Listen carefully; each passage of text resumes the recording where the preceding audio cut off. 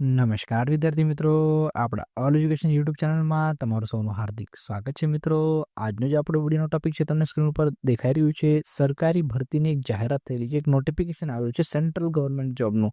Okay, government જોબનું એક notification આવેલું છે. એ કોના તરફથી છે તો કે RRB રેલવે રિક્રુટમેન્ટ બોર્ડ તરફથી આ ભરતીની જાહેરાત થયેલી છે. ઇન્ડિયન રેલવેઝની અંદર આ ભરતીની જાહેરાત થયેલી છે. જ્યારે બી તમે રેલ્સની અંદર જાઓ છો, ઇન્ડિયન રેલવેની અંદર ટ્રાવેલ કરો છો, તમને ખ્યાલ હશે કે જે રેલ ચાલે છે એને ચલાવવાળું કોણ હોય છે તો કે લોકો પાયલટ હોય છે. બરાબર, તો એ કોણ હોય છે? લોકો પાયલટ. તો એ લોકો પાયલટની પોસ્ટ ઉપર અત્યારે ભરતીની જાહેરાત થયેલી છે. ઓકે, તો કે અત્યારે જે ભરતીની જાહેરાત છે ALP એટલે કે આસિસ્ટન્ટ લોકો પાયલટ, એમના પોસ્ટ માટે આ ભરતીની જાહેરાત થયેલી છે. સારી એવી વેકેન્સી છે મિત્રો. 9,970 જેટલા જગ્યાઓ માટે આ ભરતી છે. ઇટ મીન્સ કે અપ્રોક્સ 10,000 જેટલી જગ્યાઓ માટે આ ભરતીની જાહેરાત થઈ ગઈ છે.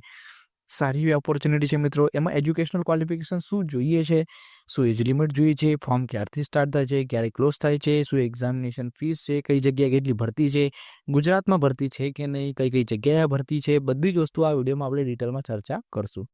ઓકે, જે મેઇન પોઈન્ટ્સ છે એના ઉપર આપણે ફોકસ કરશું. ઓકે, બાકીનું તો ઓલમોસ્ટ જે છે લોટ્સ ઓફ વિડીયોઝ તમને યુટ્યુબ પર એના માટે જોવા મળી જશે. તો ચાલો મિત્રો, આજનો જે જે ભરતીની જાહેરાત થયેલી છે, જે નોટિફિકેશન આવેલું છે એના ઉપર આપણે ડિસ્કસ કરવાની શરૂઆત કરીએ.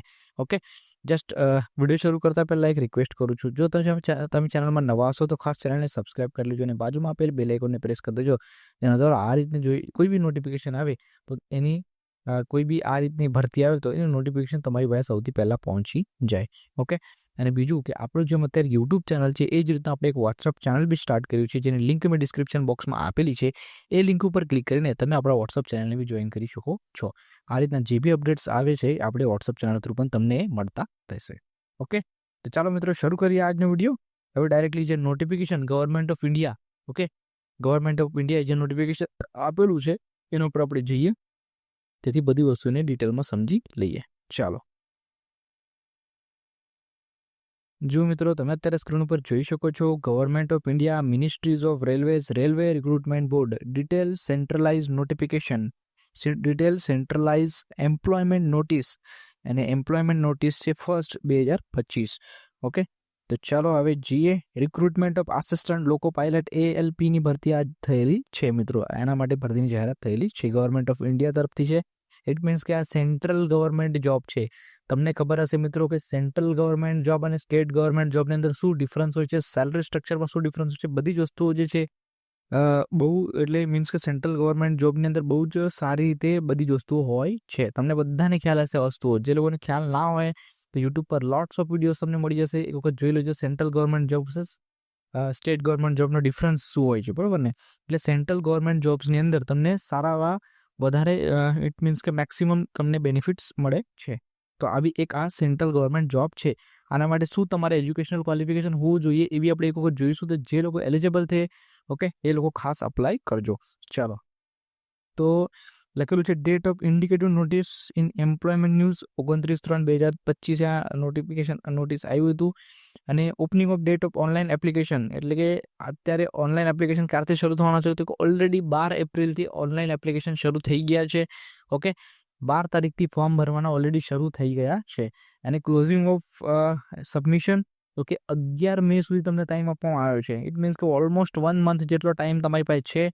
ઓકે, 1 મહિનો તમે અપ્લાય કરી શકો છો. 1 મહિનાની અંદર તમે જે રીતે ફાવે એ રીતે તમે 1 મહિનાની અંદર અપ્લાય કરી શકો છો. ઓકે, જો મિત્રો, જો તમે ઇન્ટરેસ્ટેડ હશો, એલિજિબલ હશો તો લાસ્ટ ડેટની ક્યારેય રાહ નહીં જોવાની. ઓકે, અત્યારે તમને ખબર પડી કે આ નોટિફિકેશન આવ્યું છે તો હમણાં જ અપ્લાય કરી દો.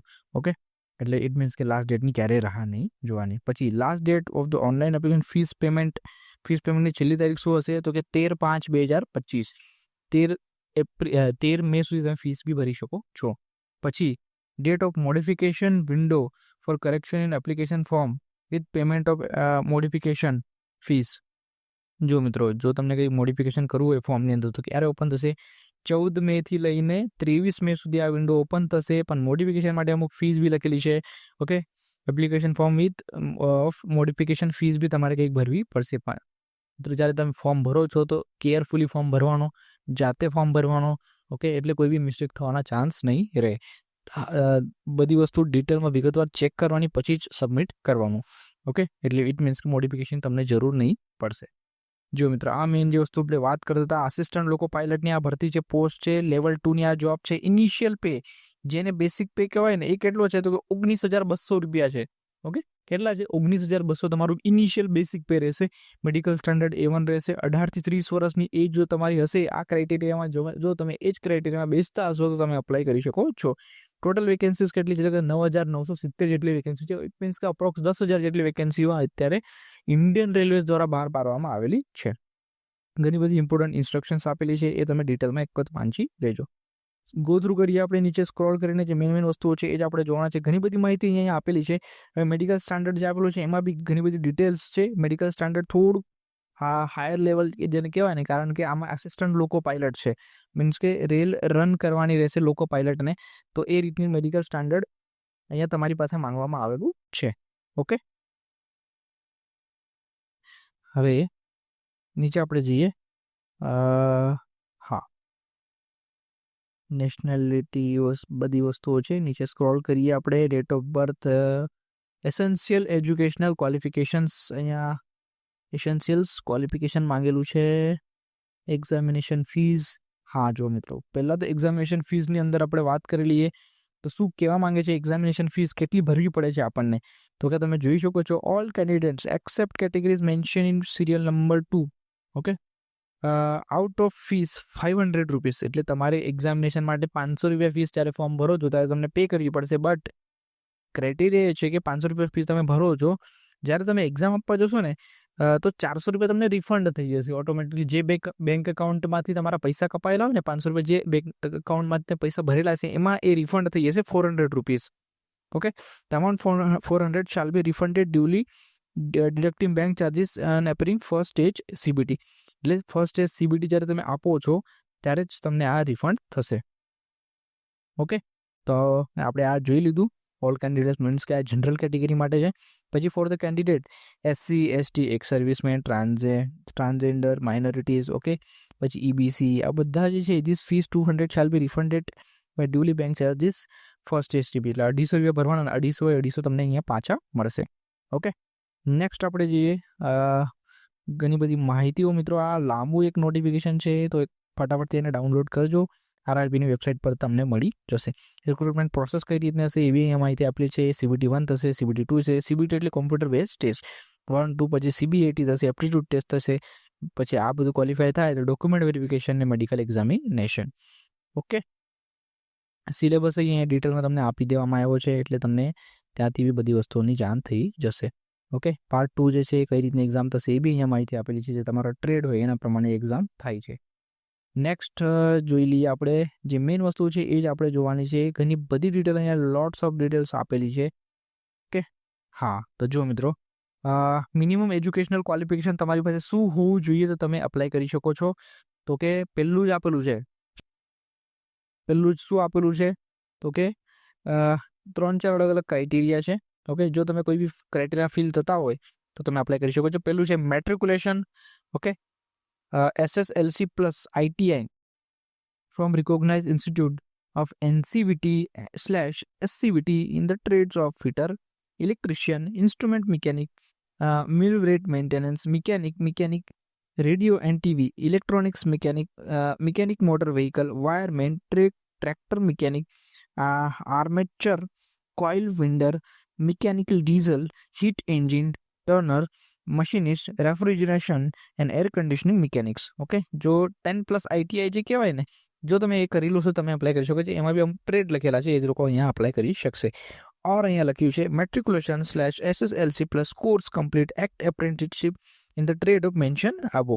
ઓકે, ઓર અહીંયા લખેલું છે matriculation SSLC plus 3 year diploma in mechanical, electrical, electronics, automobile or combination of various streams of the engineering discipline from the recognized institute in lieu of ITI.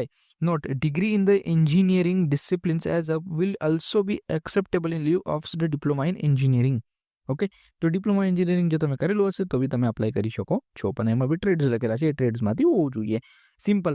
હવે જે સૌથી પહેલાં આપણે વાત કરતા હતા કે કઈ જગ્યાએ આ ભરતી છે, ગુજરાતમાં ભરતી છે કે નહીં? 9,970 જગ્યાઓ તો આપણે જોઈએ એટલી વેકેન્સીઓ છે, પણ કઈ જગ્યાએ ભરતી છે? સૌથી પહેલાં આપણે જોઈએ તો અહેમદાબાદ જ લખવી છે પહેલાં જ. અહેમદાબાદની અંદર તમે જોઈ શકો 497 જેટલી જગ્યાઓ છે. એટલે ઇટ મીન્સ કે ગુજરાતમાં પણ ભરતી છે. ગુજરાતમાં 497 જગ્યા માટે આ ભરતી છે. 9,970 જગ્યામાંથી ગુજરાત માટે 497 જેટલી વેકેન્સીઓ છે. એટલે એક સારો એવી ઓપોર્ચ્યુનિટી છે ગુજરાતના સ્ટુડન્ટ્સ માટે પણ. એમાં બી બ્રેકઅપ આપેલું છે. જેમ કે અહેમદાબાદ જે છે વેસ્ટર્ન રેલવેની અંદર આવે છે. ઓકે, તો તેમાં અનરિઝર્વ કેટેગરીમાં 2 to 3 વેકેન્સી છે. એસસી માટે 74, એસટી માટે 37, ઓબીસી માટે 130, ઈડબ્લ્યુએસ માટે 33 અને બધાનું સમ કરીએ તો 497 જેટલી વેકેન્સીઓ છે. અને એક્સ સર્વિસમેન લખેલું છે એના માટે 50 જેટલી વેકેન્સી છે અહેમદાબાદ ઝોનની અંદર. ઓકે, આ જ રીતે અલગ અલગ તમે જોઈ શકો છો. અને અહેમદાબાદને લાગતું ઓળખતું જો આપણે જોઈએ તો મુંબઈ બી આવે છે. ઓકે, મુંબઈ ડિવિઝન બી એક છે જેની અંદર વેસ્ટર્ન રેલવે જે કહેવાય ને એમાં બી તમને સારી વેકેન્સી 342 જેટલી વેકેન્સી જોવા મળશે. ઓકે મિત્રો, તો અહીંયા આપણે વેકેન્સીઝનું પણ બ્રેકઅપ જોઈ લીધું છે. ઓકે, તો આના સિવાય કોઈ તમને ડાઉટ હોય તો લોટ્સ ઓફ વિડીયોઝ તમને યુટ્યુબ પર અવેલેબલ છે મિત્રો. ત્યાંથી પણ તમે તમારો ડાઉટ ક્લિયર કરી શકો છો. પ્લસ આખી જો નોટિફિકેશન છે એને ડાઉનલોડ કરી લો મિત્રો, એટલે તમે સારી રીતે વાંચો એટલે બધી વસ્તુ તમને ખ્યાલ આવશે. જો મિત્રો આ સેન્ટ્રલ ગવર્મેન્ટ જોબ છે, સરકારી ભરતી છે. ઓકે, કેન્દ્ર સરકારની ભરતી છે એટલે સારી એવી વેકેન્સી છે. ઓકે, સારી એવી ઓપોર્ચ્યુનિટી જેને કહેવાય ને એ છે. તો જે લોકો એલિજિબલ હશે ખાસ એ લોકો અપ્લાય કરજો. અને અમને ખ્યાલ હશે કે તમારા ફ્રેન્ડ્સ એલિજિબલ છે તો એમના સુધી જરૂરથી આ માહિતીને પહોંચાડી દો એટલે બધાને આઈડિયા આવી જાય કે આવી કોઈક નોટિફિકેશન આવેલી છે. એટલે બધા આ જે નોટિફિકેશન છે, આ જે ફોર્મ નીકળેલા છે એમાં અપ્લાય કરી શકે છે. ઓકે, તો આમાં કોઈ પણ તમને ડાઉટ હોય તો તમે directly lots of videos YouTube પરથી પણ જોઈ શકો છો. ખાસ ધ્યાન રાખજો, ફોર્મ ઓલરેડી ભરવાના શરૂ થઈ ગયા છે. 1 મહિનો ટાઈમ મળે છે. 11 મે તમારી ફોર્મ ભરવાની લાસ્ટ ડેટ છે. ઓકે, તો એની પહેલાં જે લોકો એલિજિબલ છે ફટાફટથી ફોર્મ ભરજો. ડિટેલ સિલેબસ બી આપેલો છે એ બી તમે વાંચી શકો છો. ઓકે, સિલેબસ બી આપેલો છે એટલે સારી એવી તૈયારી કરો મિત્રો. ઓકે, થોડુંક ફોકસ કરીને તૈયારી કરશો એટલે તમને સારી રીતે તમે પાસ થઈ શકશો. ઓકે, બીજું કે આ જે નોટિફિકેશન છે સેમ નોટિફિકેશન આપણે અત્યારે 2025માં આવે છે. 2024ની અંદર બી આ નોટિફિકેશન જોવા મળી હતી. ઓકે, લાસ્ટ યર બી આ નોટિફિકેશન આવ્યું હતું મિત્રો. ઓકે, તો જે લોકો અત્યારે એલિજિબલ હશે તો એ લોકો અપ્લાય કરી દેજો. અત્યારે જે ભરતી આવેલી છે એની નંબર ઓફ વેકેન્સીઝ જે છે મિત્રો બહુ વધારે છે. ઓકે, તો ફટાફટથી અપ્લાય કરી દેજો. ચાલો મિત્રો, થેન્ક યુ. આ વિડીયો બદલ તમારો ખૂબ ખૂબ આભાર. તમારા જેટલા ફ્રેન્ડ્સ છે, જેટલા ગ્રુપ્સ છે એમના સુધી જરૂરથી આ માહિતીને પહોંચાડી દેજો એટલે બધાને આઈડિયા આવી જાય કે કંઈક નોટિફિકેશન આવેલું છે. ઓકે, જેમ આપણે વિડીયોની શરૂઆતમાં તમને કીધું કે આપણે જેમ અત્યારે યુટ્યુબ ચેનલ છે એ રીતના આપણે એક વોટ્સઅપ ચેનલ બી સ્ટાર્ટ કર્યું છે, જેની લિંક મેં ડિસ્ક્રિપ્શન બોક્સમાં આપેલી છે. એ લિંક ઉપર ક્લિક કરીને તમે આપણા વોટ્સઅપ ચેનલ સાથે પણ જોઈન થઈ શકો છો. આ રીતના જે બી અપડેટ્સ હોય આપણે વોટ્સઅપ ચેનલ થ્રુ પણ આપીએ છીએ. ચાલો, થેન્ક યુ. હવે આપણે મળીશું નેક્સ્ટ વિડીયોમાં એક નવા ટોપિક સાથે. ત્યાર સુધી ધન્યવાદ મિત્રો.